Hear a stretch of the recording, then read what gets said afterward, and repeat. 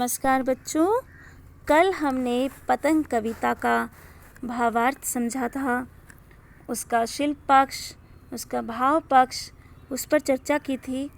आज हम पतंग कविता के महत्वपूर्ण प्रश्नों पर चर्चा करेंगे। पहला प्रश्न, सबसे तेज बौछारे गई भादो गया के बाद प्रकृति में जो परिवर्तन कवि ने दिखाया है उसका वर्णन अपने शब्दों में करें। तो जैसा हमने पढ़ा था, इसमें मतलब वर्षा ऋतु चली गई और उसके बाद शरद ऋतु के आगमन पर जो जो परिवर्तन हुआ उसके बारे में हमें यहाँ पर लिखना है। भादो के महीने के साथ वर्षा ऋतु समाप्त हो गई है। भादो मास का अंधेरा समाप्त हो गया है। शरद ऋतु का आगमन होने पर आसमान साफ हो गया। मंद मंद शीतल हवाएं चलने लगी। शरद ऋतु का सवेरा लालिमा युक्त और उजला है। शरद ऋतु में धूप की चमक है। आसमान साफ होने के कारण पतंगबाजी का माहौल है। तो ये परिवर्तन प्रकृति में हुआ। प्रश्न है, सोचकर बताएं कि पतंग के लिए सबसे हल्की और रंगीन चीज़, सबसे पतला कागज, सबसे पतली कमानी जैसे विशेषणों का प्रयोग क्यों किया गया है। कवि ने पतंग के लिए सबसे हल्की और रंगीन चीज़, सबसे पतला कागज, सबसे पतली कमानी जैसे विशेषणों का प्रयोग किया है। विशेषण लगे ना, पतंग जो है वो संज्ञा है और इसकी विशेषता ये सब बता रहे हैं, तो ये विशेषण है। वह इसके माध्यम से पतंग की विशेषता तथा बाल सुलभ चेष्टाओं को बताना चाहता है। बच्चे भी हल्के होते हैं, उनकी कल्पनाएं रंगीन होती हैं, वे अत्यंत कोमल व निश्चल मन के होते हैं। इसी तरह पतंगे भी रंग बिरंगी हल्की होती हैं, वे आकाश में दूर तक जाती हैं। इन विशेषणों के प्रयोग से कवि पाठकों का ध्यान आकर्षित करना चाहता है। मतलब हम सबको मालूम है पतंग की विशेषताएं, लेकिन फिर भी बच्चों के साथ कवि ने एक अलग तरीके से इसका संबंध जोड़ा है कि बच्चे भी रंगीन होते हैं, बच्चों का मन भी हल्का होता है, क्योंकि दुनियादारी के बारे में उनको कुछ नहीं पता होता। किसी के लिए उनके मन में कोई वैर भावना का बोझ भी नहीं होता, हल्का सा मन होता है। तो ऐसे हम पतंग के साथ इन विशेषणों का प्रयोग करके बच्चों के मन के साथ इसको जोड़ सकते हैं। बिंब सौंदर्य स्पष्ट करना है इसमें। सबसे तेज बौछारे गई भादो गया, सवेरा हुआ खरगोश की आंखों जैसा लाल सवेरा। शरद आया पुलों को पार करते हुए, अपनी नई चमकीली साइकिल तेज चलाते हुए, घंटी बजाते हुए ज़ोर ज़ोर से, चमकीले इशारों से बुलाते हुए, पतंग उड़ाने वाले बच्चों के झुंड को चमकीले इशारों से बुलाते हुए और आकाश को इतना मुलायम बनाते हुए कि पतंग ऊपर उड़ सके। तो इसमें हमें बिंब बताना है। उत्तर है, इस अंश में कवि ने स्थिर व गतिशील आदि दृश्य बिंबों को उकेरा है। इन्हें हम इस तरह से बता सकते हैं।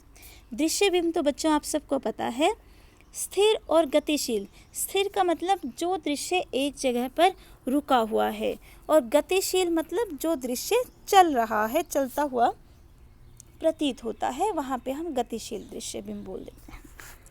तेज बौछारें, बारिश हो रही है। गतिशील दृश्य बिंब, सवेरा हुआ क्योंकि ये दृश्य एक जगह रुका हुआ है। स्थिर दृश्य बिंब, खरगोश की आंखों जैसा लाल सवेरा, स्थिर दृश्य बिंब। पुलों को पार करते हुए, गतिशील दृश्य बिंब। अपनी नई चमकीली साइकिल तेज चलाते हुए, गतिशील दृश्य बिंब। घंटी बजाते हुए ज़ोर ज़ोर से, यहाँ पे श्रव्य बिंब। चमकीले इशारों से भुलाते हुए, गतिशील दृश्य बिंब। आकाश को इतना मुलायम बनाते हुए, स्पर्श दृश्य बिंब।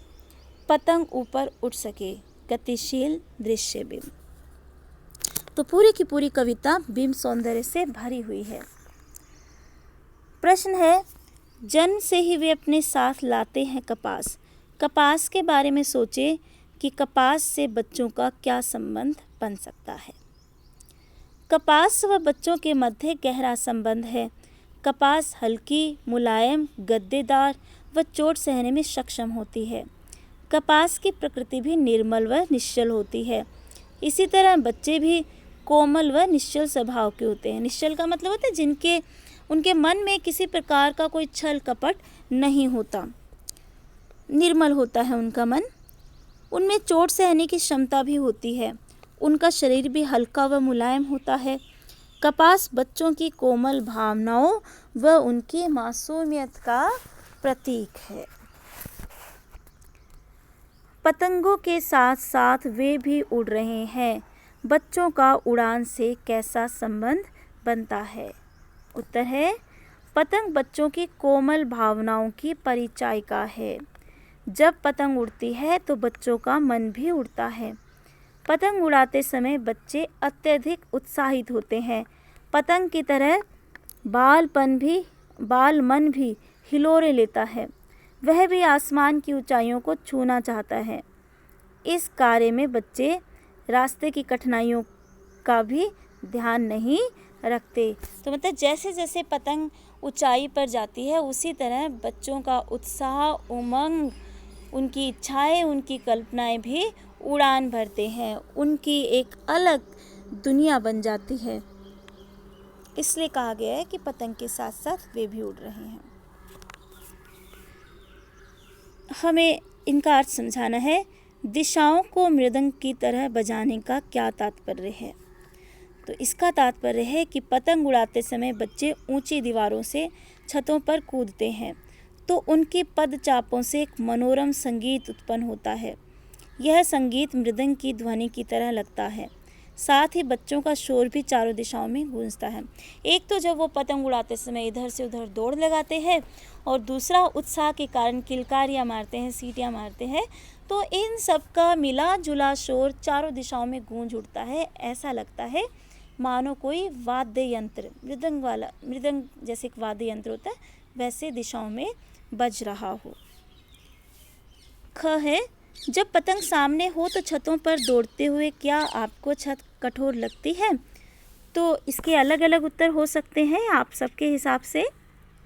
जब पतंग सामने हो तो छतों पर दौड़ते हुए छत कठोर नहीं लगती। इसका कारण यह है कि इस समय हमारा सारा ध्यान पतंग पर ही होता है।